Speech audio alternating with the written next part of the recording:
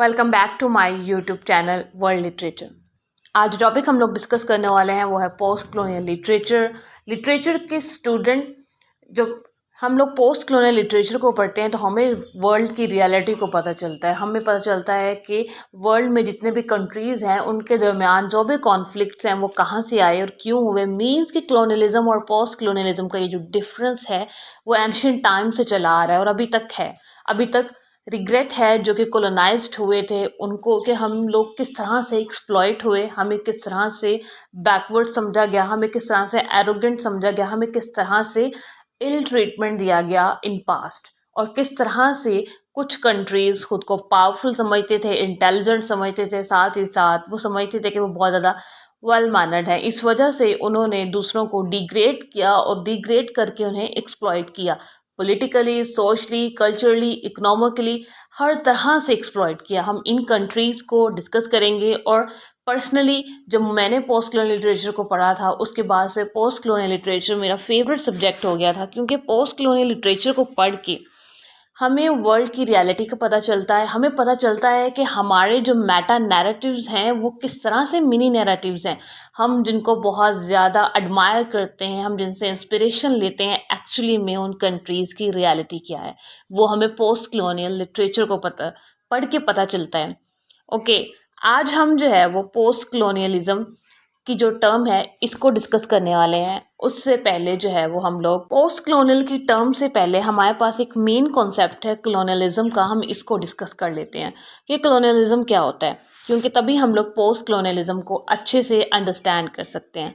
Colonialism एक concept है, concept से ज़्यादा ये एक प्रैक्टिस है। किस चीज़ की प्रैक्टिस है? कि जब एक कंट्री फोर्सफुली पावर को अज्यूम कर ले, यानी कि वो अज्यूम कर ले कि मैं बहुत ज़्यादा पावरफुल हूँ, मैं हर किसी को कंट्रोल कर सकता हूँ, और साथ ही साथ वो रिस्पॉन्सिबिलिटी ले ली दूसरी कंट्री को चलाने की, वहाँ पे आके अपनी कॉलोनीज बना ले, वहाँ पे आके हर चीज़ को अपने कंट्रोल में कर ले, हर चीज़ को, उनके कल्चर को, उनकी इकोनॉमिक्स को, उनकी पॉलिटिक्स को, हर चीज़ को, इवन के वहाँ के जो इंडिपेंडेंट लोग हैं उनको डिपेंडेंट बना दे खुद पे। कि वहाँ के जो लोग हैं, जिस कंट्री को उन्होंने कॉलोनी बनाया होता है, कि जिस कंट्री के ऊपर आके इन्होंने कंट्रोल लिया होता है, उस कंट्री के लोगों को मजबूर किया जाए कि वो इन पे डिपेंड हों, जो कि खुद को सुपीरियर समझते हैं। मीन्स कि जब एक कंट्री खुद को सुपीरियर समझना स्टार्ट हो जाए और दूसरे को इन्फीरियर समझना स्टार्ट हो जाए, तो जो सुपीरियर कंट्री है वो इन्फीरियर कंट्री को अपने कंट्रोल में ले लो, उस टाइम पीरियड को कलोनियलिज्म कहा जाता है। और ये कलोनियलिज्म का पीरियड बहुत ज़्यादा लंबा है। इसमें बहुत डिफरेंट कंट्रीज़ ने डिफरेंट कंट्रीज़ को कोलोनाइज्ड किया, कोलोनाइज करके उनको एक्सप्लॉइट किया इकोनॉमिकली, कल्चरली, और साथ ही साथ उनको आइडेंटिटी क्राइसिस के जो मेन प्रॉब्लम है वो भी दिया। हम इन पीरियड्स को भी डिस्कस करेंगे जिसमें प्री मॉडर्न, मॉडर्न और न्यू कलोनियलिज्म की डिफरेंट टाइप्स आती हैं। हम इनको बारी बारी अपने फर्दर लेक्चर में भी डिस्कस करेंगे, बट हम अपने आते हैं लेक्चर पे वापस, जहाँ पे हमने कलोनियलिज्म की डेफिनेशन देख ली कि जब एक कंट्री दूसरे कंट्री को on the basis of superiority and inferiority control कर ले, इसको कहते हैं कलोनियल पीरियड। अब आती है term post colonial. Post colonial ये जो टर्म है ये एक ऐसा टाइम पीरियड है जो कि कलोनियलिज्म के बाद आता है, कि जब वो कॉलोनीज जो हैं उनको उनकी इंडिपेंडेंस मिल जाती है, फ्रीडम मिल जाती है उन कॉलोनीज से। उस टाइम पीरियड को पोस्ट कलोनियलिज्म कहा जाता है, कि ये टाइम है, इस टाइम पीरियड के बाद जो वेस्टर्न कोलोनाइजेशन हुई होती है, जैसे कि अफ्रीकन्स कोलोनाइज्ड हुए थे वेस्ट से, ईस्टर्न यूरोप हुआ था, साथ ही साथ एशिया हुआ था। इन कंट्रीज़ के जो कंट्रीज़ में जो कलोनियलिज्म के बाद का टाइम पीरियड है, कि किस तरह से उनमें आइडेंटिटी क्राइसिस हुए, किस तरह से उनके पास जितने भी रिच रिसोर्सेज थे वो वेस्ट ले गया था, उन सबको जब दिखाया जाता है तो उस टाइम पीरियड को पोस्ट कलोनियलिज्म कहा जाता है।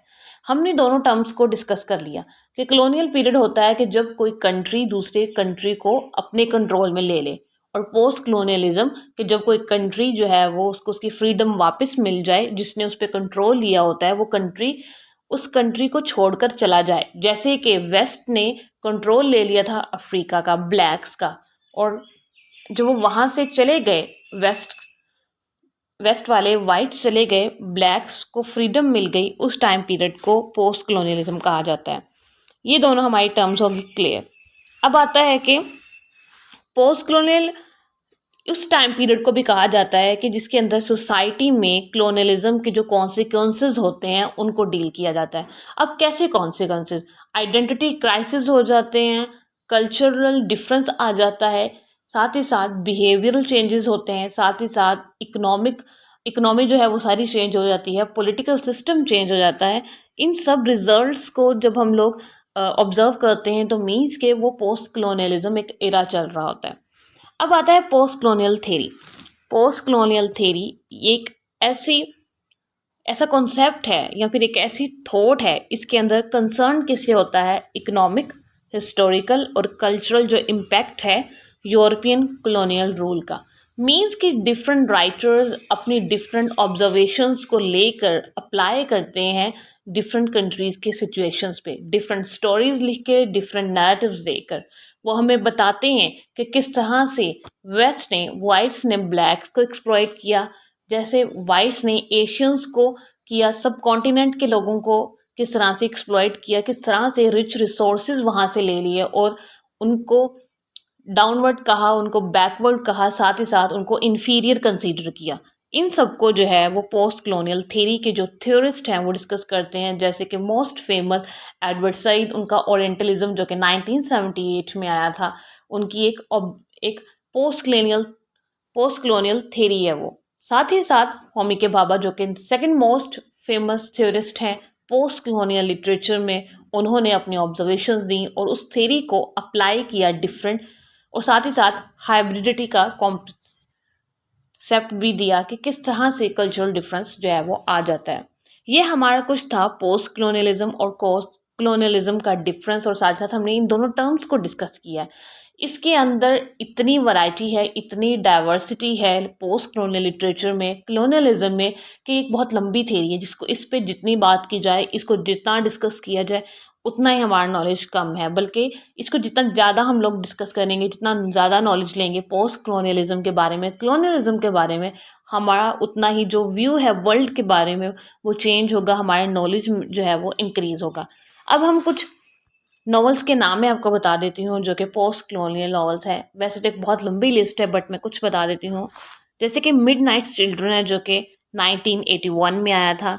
इसमें पोस्ट कलोनियल जो थीम है वो हमें मिलेगा। साथ ही साथ नर्वस कंडीशंस 1988 में आया था। The God of small things 1977 में आया था। थिंग्स फॉल अपार्ट 1958 में। इस तरह से एक बहुत लंबी लिस्ट है पोस्ट कलोनियल लिटरेचर की। आई होप कि आपको यहाँ तक आज का लेक्चर क्लियर हो चुका होगा। वीडियो को लाइक और शेयर और चैनल को सब्सक्राइब कर दीजिएगा। Thanks for watching my channel.